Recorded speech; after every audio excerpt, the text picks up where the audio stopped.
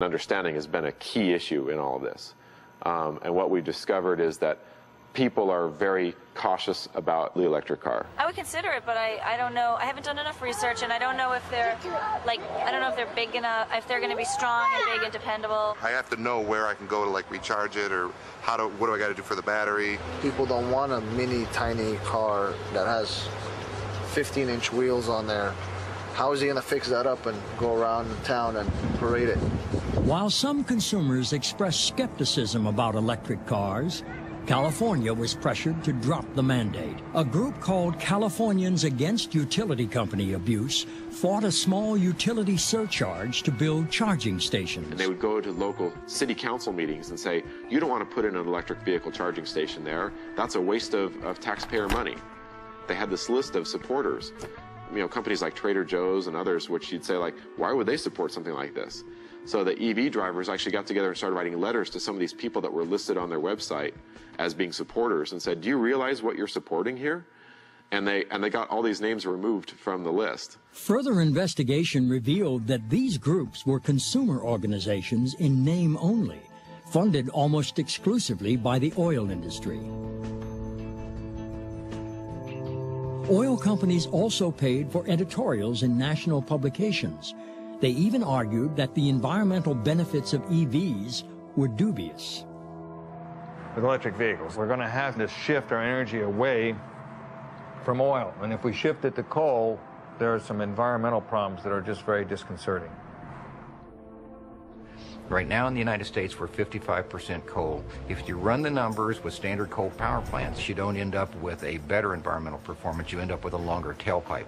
Well, there have been numerous studies conducted by the California Energy Commission that clearly show that electric drive is substantially more efficient and substantially less polluting, even if you get your electricity from coal-fired plants. But the arguments against electrics did not stop there. They even made the ridiculous argument that there was an environmental justice issue involved because they said only rich people could buy electric cars. Well, the air doesn't know a boundary between Brentwood and South LA. Car companies began to argue that the mandate was too strict. We had to help with the regulations. The regulatory people knew nothing about this stuff. And we began to get the eerie feeling that we were going over a cliff. It wasn't going to be possible. California was faced with the prospect of what do you do if the car companies don't comply? And so rather than, do brinksmanship about what would happen if they didn't comply and stick with it, they started negotiating,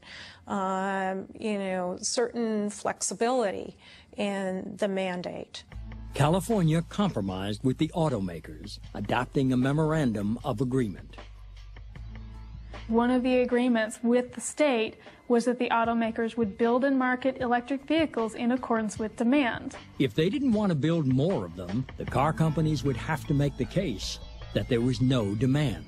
The person will go unnamed, but we were having a lunch in the executive dining room at the GM Tech Center one day, and just the two of us, and he leans over to me and he says, "Dobbles, you know something? You're my worst enemy." And I said, "Why is that?" And he said, "Well, I'm out there lobbying to show that there's no demand for electric vehicles, and you're out there proving me wrong." We would sit down with Hal Riney or with executives from GM and make, how far, how fast, how much. These are the three questions we're getting. Please put it in the advertising. It's not rocket science. And they would go back and do the exact opposite. We never saw a TV ad with an electric car scampering up the side of a hill with a good-looking man or woman draped around it. That's the way they sell cars.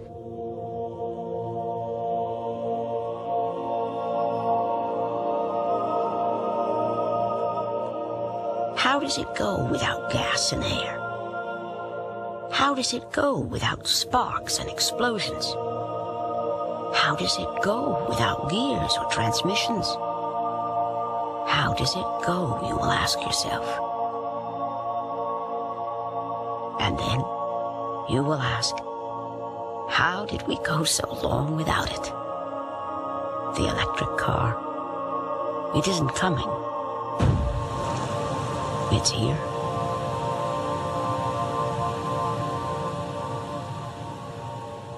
What was the objective of these advertisements? Was it to entice consumers or to scare them away? Our goal at GM was to make the full-functioning battery electric vehicle a commercially viable business opportunity for General Motors. GM spokesman Dave Barthmas has worked for GM for nearly 10 years. We spent in excess of $1 billion to drive this market, to build the market. That means award-winning advertising, developing the vehicle, developing the recharging infrastructure. And in a 4-year time frame, from roughly 1996 to 2000, we were able to lease 800 EV1s. So we started this waiting list in order to prove demand to GM, but no matter how many people we got on that list, it was never considered enough demand. Everything was anecdotal to GM. We have heard about these long waiting lists, and frankly, we did have a list of roughly 4,000 people that raised their hands and said, you know, I would be interested in getting into an EV1 and being an EV1 leasee. We contacted each of those folks, and we whittled that list down. And when we actually got down to a point where we were able to have somebody sign on the dotted line, that list from 4,000 people shrunk to about 50. Only recently did they finally admit that there actually was a waiting list and tried to explain it away. By the time we explained all the limitations of the car to them, only 50 would sign up. Well, if you sincerely want to market a product, you don't start out by describing the limitations of the product. Tom Everhart is president emeritus at Caltech. He served on GM's board of directors for 13 years. I do not think General Motors tried hard to get the electric cars out rapidly. Now, whether the CEO of General Motors understood that, I don't know. We had to ask permission of whoever we wanted to give a car to, and by the end, when we were low on cars, we had to write case statements. We tried to put the cars in hands of celebrities because they were, number one, the only ones that stood a chance of getting the car. The third-grade science teacher didn't stand a chance. I had to write a resume for Mel Gibson and what he'd done and accomplished because the people I was talking to didn't believe that he warranted a car. I was wondering, why do I have to fill this out, you know? You had to tell them where your birthmarks were, you know? I mean, it was everything, you know? Have you recently had a proctoscope inserted into your, well, no. You know, you had to get really specific about a whole bunch of things. Consumers wanted it, but they regarded it as a limited vehicle and they expected to pay a limited price for it. And there's nothing irrational about the consumer that said that to us. That's a perfectly reasonable statement. You're giving me a vehicle that does less, I want to pay less. Okay. But unfortunately, I couldn't make it for less. They argued things like money and they're too expensive to build, and yet they're building 4 a day. I mean, they were very hand-built cars with specialized components, and had they mass-marketed them, they of course would have come down. As car companies made the case there was no demand, electric vehicle advocates thought they had a sympathetic ear with the appointment of environmental scientist Dr. Alan Lloyd as chairman of the California Air Resources Board. First time I presided over that, I felt that the car companies weren't making a significant effort to do it, so I felt that, well, flog them harder, flog them often. They need to do better. For the regulation, we felt needed to be changed drastically. And there was some movement that way, but it didn't go away. While the car companies fought the mandate in Sacramento, GM quietly closed its EV1 assembly line and began laying off its sales force. All of a sudden, we were not only taken off the project, but taken out of the company. They started with the ones with the biggest waiting list and the most customers, and the primary areas were the ones that they dismantled first. And so at the end of 2001, that was it in terms of my employment with General Motors. Studying General Motors practices over the years, and I don't speak for the engineers and scientists who would really have liked to have done a better job with motor vehicle technology, but the executives at the top, their motto seemed to have been going backwards into the future. And that's what they've been doing for decades. As a veteran consumer advocate, Ralph Nader used grassroots campaigns to make cars safer and more fuel efficient. He's familiar with the tactics used by the auto industry to resist change. There are all kinds of ways that they can bring politicians to their knees. Once the auto companies get a long lead time, then they go to work, eroding, and then when the deadline is approaching, you say we can't do it, and there are going to be terrible consequences. Automakers took the fight to a new level. They sued California's Air Resources Board. GM led the lawsuit, soon joined by Chrysler and several auto dealerships.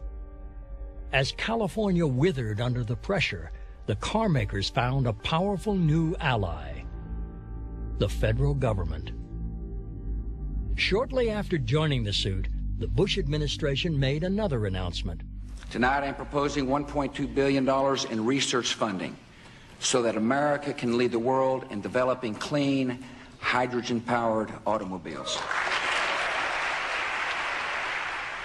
The federal government joined the car and oil industries to embrace a new clean car of the future. With more than $1 billion federal dollars up for grabs, over the next few years, the campaign for hydrogen fuel cell vehicles began to sway California. Hello there and welcome to the California Fuel Cell Partnership, where we're fueling the future in a new and environmentally friendly way. Automakers, energy and technology providers, along with government agencies, are voluntarily working together to commercialize the fuel cell for cars and buses. Soon you may see some of these cars cruising through your very own neighborhood. We will not just dream about the hydrogen fueling stations. We will not just dream about the hydrogen cars.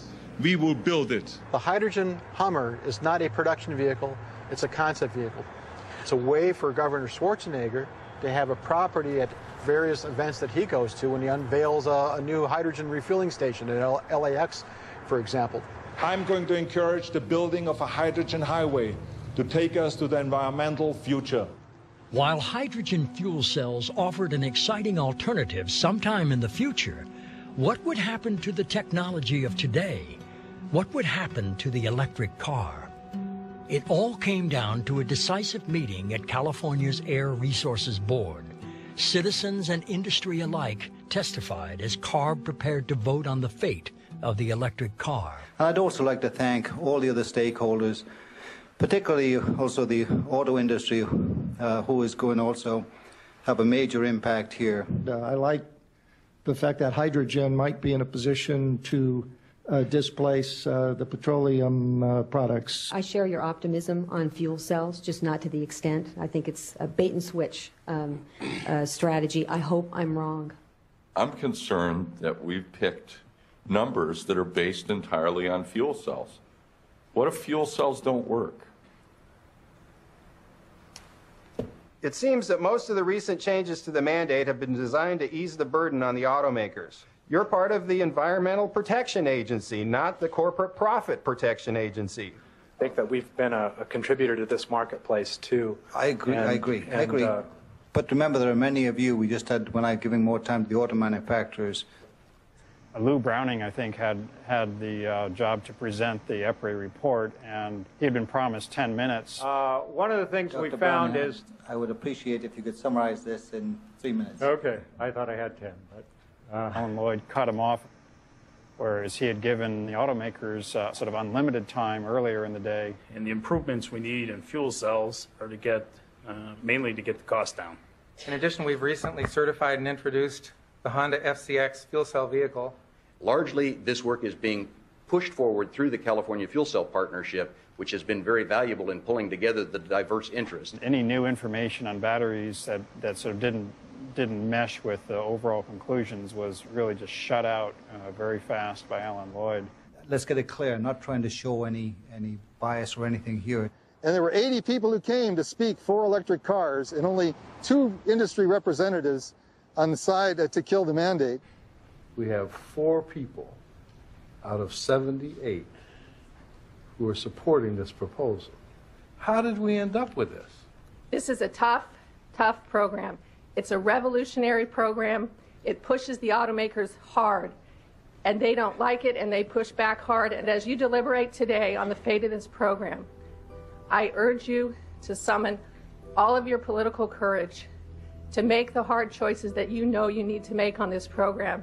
Because when it comes to protecting the health of the people of California, there are simply no more easy choices to make.